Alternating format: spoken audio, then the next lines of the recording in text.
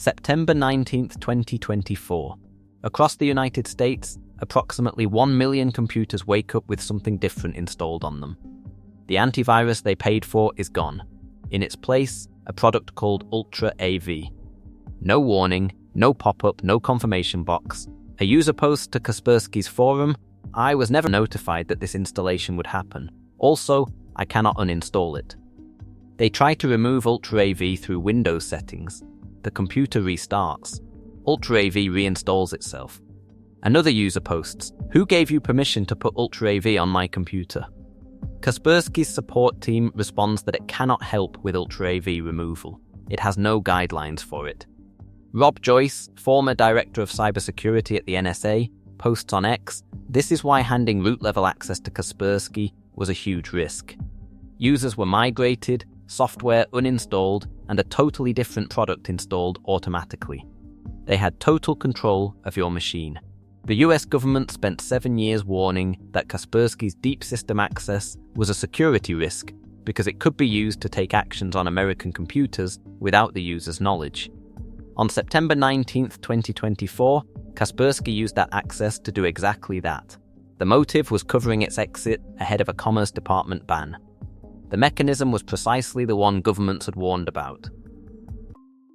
Eugene Kaspersky does not start with a business plan. In 1989, he finds the Cascade virus on a computer at work and writes a tool to remove it.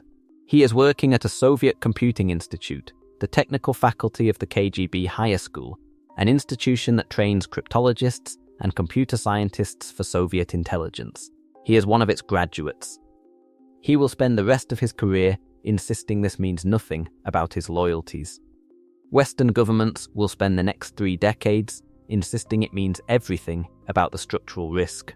Kaspersky Lab is formally founded in Moscow on June 26, 1997 by Eugene Kaspersky, Natalia Kaspersky, and Alexei Demondarik. The product is built on the antivirus work Eugene has been doing since '89. It grows through the late 1990s and 2000s by producing security software that independent testers ranked among the best available in its category. Independent testers consistently rank it among the best available. By the 2000s, Kaspersky has offices across Europe, Asia, and North America. Natalia Kaspersky eventually leaves the company. She goes on to run InfoWatch, a Russian cybersecurity firm, and develops a public profile more openly aligned with Russian political and security circles. Her trajectory matters because it illustrates how thin the line is between the Kaspersky founding family and the Russian security establishment.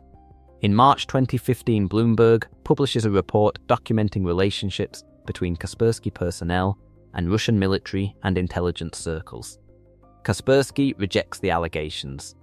But the story establishes the template for every government action that follows. Not we have evidence of a specific backdoor, but the structural proximity to Russian intelligence is too close for comfort. September 13, 2017. The Department of Homeland Security issues Binding Operational Directive 1701.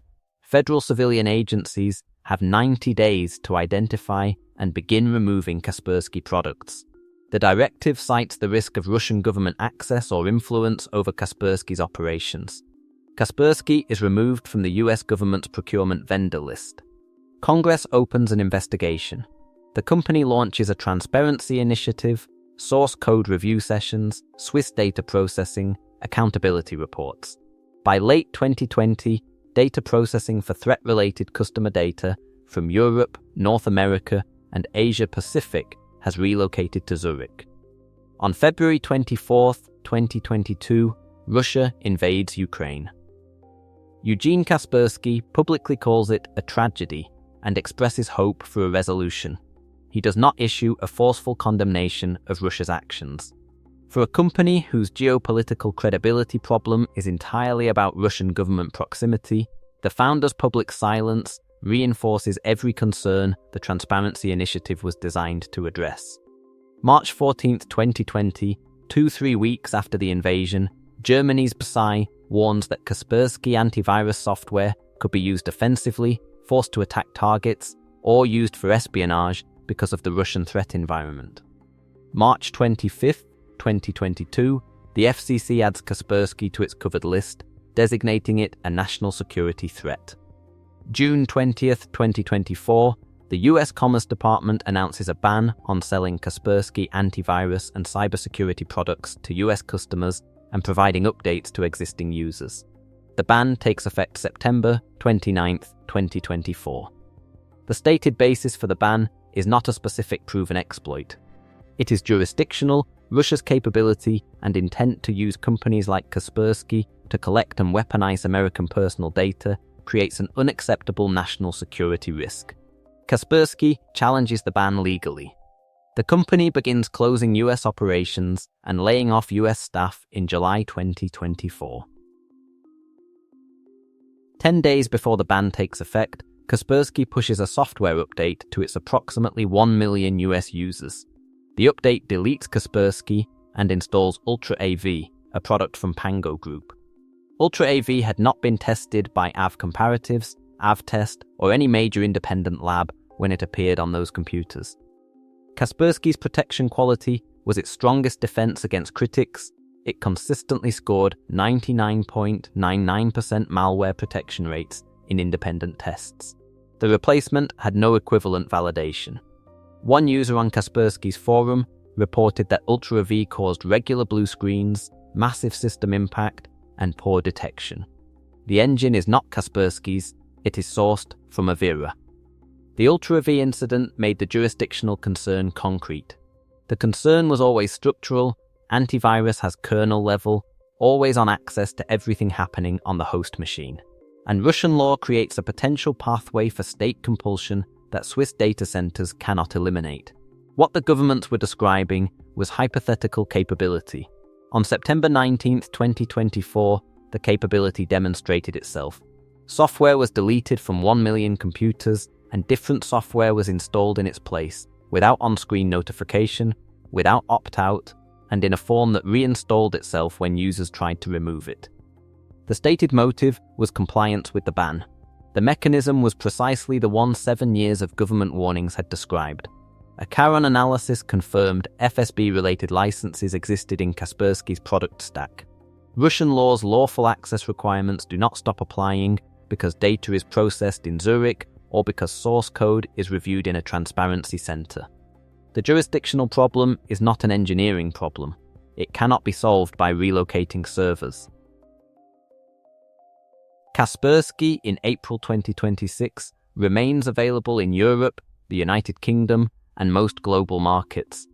Revenue reached $836 million in 2025, driven by B2B growth. AV-Comparatives gave it a 99.99% malware protection rate in 2025. AV-Test awarded it top certifications. Kaspersky claims first place in 90% of independent evaluations it entered during 2025. By protection quality alone, it is the strongest antivirus product in this series.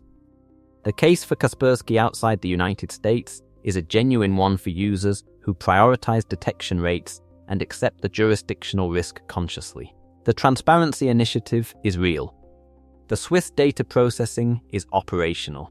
The source code review sessions have taken place. If a user's threat model centers on malware, ransomware, and phishing rather than state-level access risk, Kaspersky's engine outperforms most alternatives.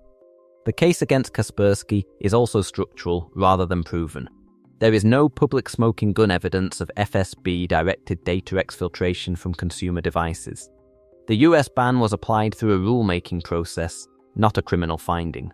It may be geopolitically motivated, it may also be the correct assessment of an unverifiable risk. Both can be true simultaneously. What is not in dispute is September 19, 2024. Kaspersky deleted its software from 1 million computers and installed software those users had not chosen, without on-screen notification, without any opt-out mechanism, and in a form that reinstalled itself when users tried to remove it. The former NSA Director of Cybersecurity described the situation precisely on X. They had total control of your machine. The governments were right about the capability. The US government spent 7 years describing a door that could be used without the user's knowledge. That door was, in the end, used not by the Russian state, not for espionage, but by Kaspersky itself to cover its own exit under a compliance deadline. Kaspersky is technically elite, geopolitically disqualified, and when they left, they proved exactly why governments were worried.